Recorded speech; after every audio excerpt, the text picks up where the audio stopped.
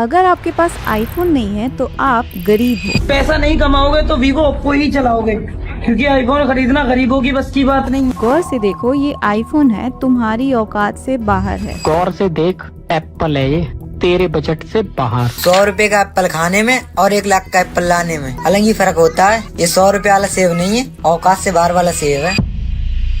इस तरीके की बातें बोलकर ये लोग दुनिया को तो दिखावा कर लेते हैं, बट रियलिटी इनकी कुछ ऐसी है। आप कौन सा फोन यूज करते हो और आपके बैंक अकाउंट में कितना balance? iPhone 15, but my bank balance is 0 only. IPhone चलाना है लेकिन अकाउंट में बैलेंस है 0। इस वीडियो में देखिए कैसे एक बेचारी माँ जो मंदिरों के बाहर फूल बेचती है, उसने अपने बेटे की जिद पूरी करने के लिए जैसे तैसे पैसे जोड़कर आईफोन दिलाया। अब एक तरफ उस माँ का चेहरा देखिए जहाँ मजबूरी और दुख साफ नजर आ रहा है, और दूसरी तरफ इस लड़के की खुशी देखिए जैसे उसने जिंदगी में कोई जंग जीत ली है। इसको पैसा आप दिए हैं या बाप?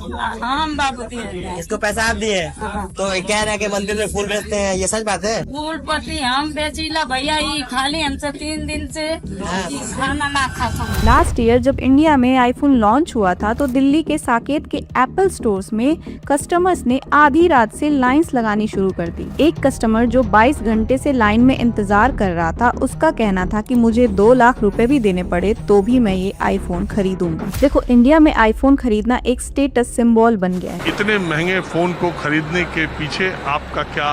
बस लोगों को स्टेटस सिंबल की वजह से लोगों का थोड़ा रहता है, दिखावट के लिए। हाँ। लेकिन इस आईफोन लेने के पीछे की असली सच्चाई क्या होती है?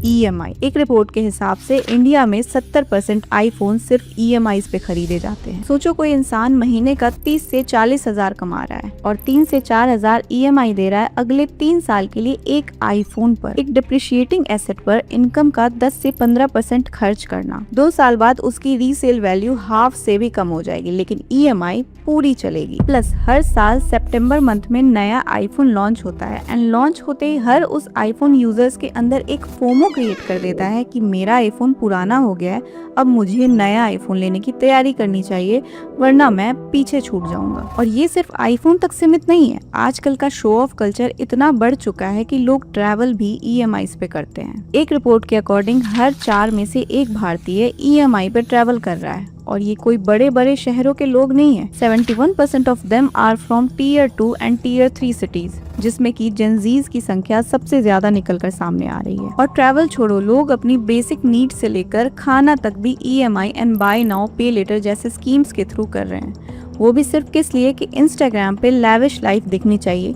एक शानदार रील बन जानी चाहिए जिससे आपके फॉलोअर्स और आस पड़ोस के लोग कहें कि वाह, लाइफ तो ये जी रहे हैं, हमारी लाइफ क्या खाक लाइफ है। अब देखो, एक समय हुआ करता था जब हम अपने मम्मी पापा से स्कूल जाने के लिए एक साइकिल मांगने में 100 बार सोचते थे, लेकिन आज काफी यंग लोग भूखे प्यासे रहकर इमोशनल ब्लैकमेल करके पेरेंट्स से iPhone, branded shoes, expensive trips और लग्जरी लाइफस्टाइल डिमांड कर रहे हैं। मैंने आईफोन नहीं लिया था तो मैंने सीधा आईफोन में 17 Pro Max लिया। क्या करते हैं?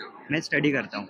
स्टडी करते हैं। तो कैसे फैमिली तैयार हो? फैमिली पहले तैयार नहीं हुई थी, लेकिन बट मैंने जो फोर्स करा थोड़ा बहुत कि मतलब मुझको चाहिए, तो उसके बाद फैमिली ने भी हाँ कर दिया था। इंडियन इन्वेस्टर सार्थक आहूजा अपने एक लिंक्डइन पोस्ट में बताते हैं कि इंडिया की हिस्ट्री में पहली बार पर्सनल लोन लेने का number 1 reason medical emergency, home renovation या एसेट परचेज करना नहीं, बल्कि ट्रैवल बन गया है। और आगे वो ये बताते हैं कि इनमें से ज्यादातर जेनजीज होते हैं जो कि अपनी फ्लाइट की टिकट के लिए डेट लेते हैं just to attend these overpriced concert. और ऑनेस्टली ये सिर्फ ट्रैवल तक लिमिटेड नहीं है। आज का शो ऑफ कल्चर कुछ इस तरह काम करता है। फोन चाहिए EMI, शूज चाहिए EMI, ट्रिप पे जाना है credit card and EMI, concert जाना है EMI, जोमेटो स्विगी से ऑर्डर करना है बाय नाउ पे लेटर। मतलब एक तरीके से देखा जाए तो अब बेसिक नीड्स और डिमांड्स के बीच कोई डिफरेंस ही नहीं रहा। कहने का मतलब ये हुआ कि आजकल की नई जनरेशन का डिमांड ही अब उनकी बेसिक नीड्स बन गई है। अब एक और इंटरेस्टिंग डेटा देखिए, पिछले साल इंडिया में 2.95 मिलियन से ज्यादा SUVs और MPVs यानी मल्टीपर्पज व्हीकल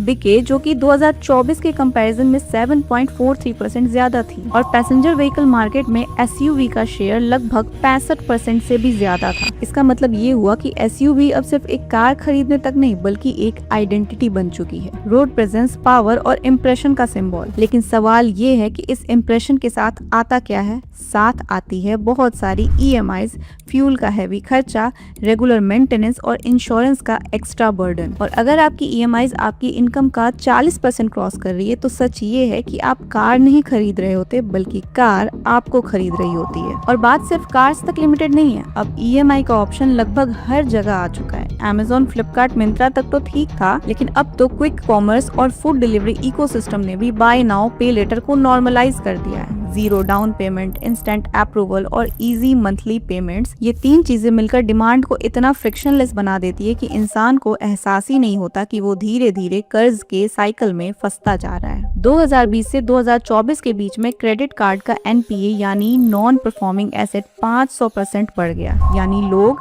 EMIs और लोन तो ले लेते हैं लेकिन चुका नहीं पाते। और ये सब क्यों हो रहा है? एक फेक लाइफस्टाइल के पीछे भागने की वजह से। मतलब जिनकी अच्छी खासी इनकम भी है वो भी इस क्रेडिट कार्ड और EMIs के दलदल में फंसते जा रहे हैं और उनको पता ही नहीं चलता कि सैलरी कब आई और कब खत्म भी हो गई, क्योंकि सारे पैसे तो ये लोन चुकाने में ही चले जाते हैं। इंस्टाग्राम का एल्गोरिदम आजकल लगातार ऐसे कंटेंट को पुश करता है जो एस्पिरेशनल होता है, जैसे कि foreign trips, concert nights, luxury cafes, lavish lifestyle. और ह्यूमन साइकोलॉजी भी काफी सिंपल होती है, हम अपनी एब्सोल्यूट इनकम से ज्यादा रिलेटिव स्टेटस पर रिएक्ट करते हैं। इसलिए जब आप अपने फ्रेंड्स और सोशल सर्कल को विजिबली अपग्रेड करते हुए देखते हो तो नेचुरली ये आपको लगने लगता है कि शायद आप पीछे रह गए हो, चाहे आप फाइनेंशियली स्टेबल ही क्यों ना हो। और इंडिया में ये प्रेशर और भी ज्यादा इंटेंस हो जाता है, क्योंकि यहाँ सिर्फ सक्सेस होना काफी नहीं है, सक्सेस विजिबल भी होना चाहिए। कौन सी कार है, कौन सा हाउस है, कहाँ ट्रैवल करते हो, कौन सी कॉफी पीते हो, सब कुछ एक सोशल सिग्नल बन चुका है। यहाँ असल में इम्पोर्टेंट ये नहीं होता कि मैं सक्सेसफुल हूँ, बल्कि ज्यादा इम्पोर्टेंट ये हो जाता है कि लोग मुझे सक्सेसफुल देख रहे हैं कि नहीं। जैसे एग्जाम्पल ले लो, आजकल पॉपुलर सिंगर्स के कंसर्ट में जाने का एक कल्चर स्टेटस बना हुआ है। मतलब आप फलां सिंगर के कंसर्ट में नहीं गए हो तो आप कूल डूड नहीं हो। अगर आपने इंस्टा पे कंसर्ट में एंजॉय करते हुए रील नहीं डाली है तो आप अपनी लाइफ फुल ऑन नहीं जी पा रहे हो। अब इस चक्कर में एक दूसरे को देखकर सिंगर्स के कंसर्ट्स में लाखों की भीड़ लगी होती है। इंडिया में कंसर्ट इकोनॉमी लिटरली बूम कर रही है, जो कि 2024 में 20,861 करोड़ थी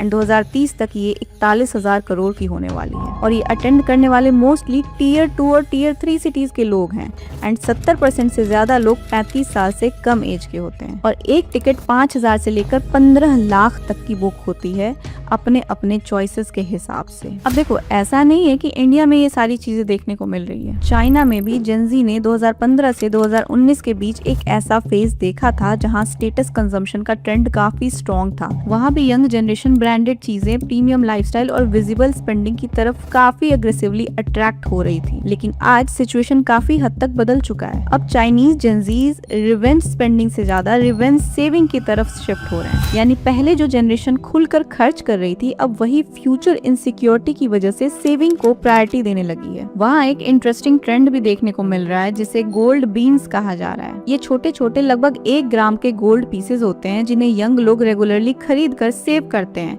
इसके पीछे रीजन क्या है? उनकी थिंकिंग चेंज हो चुकी है। जहाँ इंडियन जेनजीज का माइंडसेट अक्सर ऐसा होता है कि मैं आज बोरो कर लेता हूँ, कल कमा लूंगा, वहीं चाइनीज जेनजी अब ज्यादा प्रैक्टिकल सोच रहे हैं। मैं आज सेव कर लेता हूँ, पता नहीं कल जॉब हो या ना हो। अब सवाल ये है कि इन सब चीजों का सोल्यूशन क्या है? सबसे पहली चीज, अपनी जरूरत और दिखावे के बीच का डिफरेंस समझना बहुत जरूरी है। हर वो चीज जो मार्केट आपको दिखाता है कि ये चीज हमारे पास तो होनी चाहिए थी, जरूरी नहीं है कि वो वाकई अर्जेंट हो। दूसरी चीज की एक 24 आवर पॉज रूल अप्लाई करो खुद पर। अगर आपको कोई एक्सपेंसिव चीज खरीदने का मन करे, तुरंत मत खरीदो, खुद को 24 घंटे दो। अक्सर होता ये है कि जो डिजायर उस मोमेंट में बहुत स्ट्रांग लग रही होती है, लेकिन एक दिन के बाद उतनी इम्पोर्टेंट नहीं लगती है। ये छोटा सा पॉज इम्पल्सिव स्पेंडिंग को काफी हद तक रोक सकता है। तीसरी चीज, रियल फ्लेक्स को रीडिफाइन करो। रियल फ्लेक्स आईफोन खरीदना या EMI पे कंसर्ट जाना नहीं है। रियल फ्लेक्स है zero credit card anxiety. Real flex है कि आपको सैलरी आते ही पूरा पैसा EMI में ना देना पड़े। रियल फ्लेक्स है फाइनेंशियल फ्रीडम, ना कि फाइनेंशियल प्रेशर। चौथी और सबसे इम्पोर्टेंट चीज, सोशल मीडिया को थोड़ा डिस्टेंस से देखना सीखो। ये समझना बहुत जरूरी है कि इंस्टाग्राम या सोशल मीडिया रियलिटी नहीं है, वो एक स्टेज है जहाँ लोग अपनी लाइफ का बेस्ट 1% दिखाते हैं। अगर आप हर रोज उस स्टेज को देखोगे तो आपको अपनी रियल लाइफ हमेशा कम लगेगी। और शायद इस वीडियो का सबसे बड़ा टेक अवे भी यही है। देखो, शो ऑफ टेम्पररी होता है, लेकिन उसके कॉन्सिक्वेंसेस लॉन्ग टर्म के लिए होते हैं।